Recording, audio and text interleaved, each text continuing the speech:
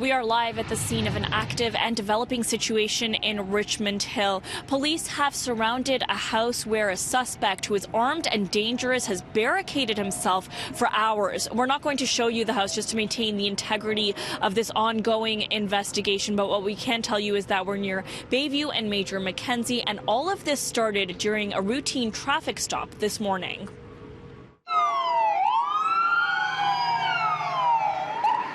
Police and emergency response units rushed to the quiet neighborhood, now the scene of a shootout with police.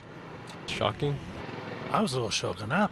I was like what's going on today? You know, normally it's pretty quiet here, but not today.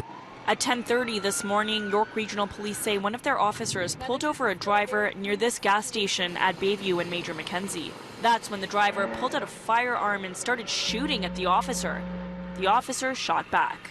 You know, at this point, this individual did not start shooting at people randomly. This was as a result of the interaction with the officer and specifically shooting at the officer. They weren't shooting at members of the community. Miraculously, the officer was not injured, and it's unknown if the suspect was injured, but moments later he fled the scene. He went into a nearby house and has barricaded himself inside ever since. We have negotiators. We obviously have our helicopter behind me.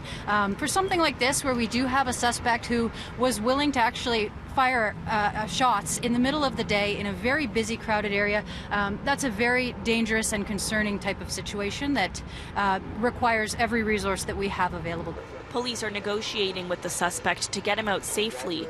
Police say the priority now is keeping the community safe. Several houses in the area were evacuated, and there are significant road closures. Dozens of neighbors watched in horror as the events unfolded.